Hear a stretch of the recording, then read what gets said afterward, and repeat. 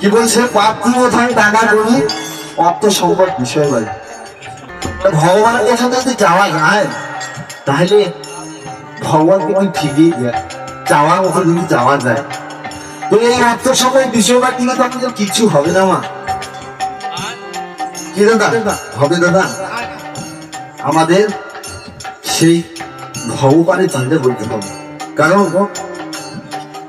যত বড় জীবনে যত বড় মানুষ থাকে নেই, সবাইকে কিন্তু ওই একই স্থানে যেতেই হয়, কোনো মাপ নাই। কি যাই হোক, আর বেশি কিছু বলতে পারবো না, তারপরে আসতেছি পরে পরে আস্তে আস্তে। পার্থিব টাকা করি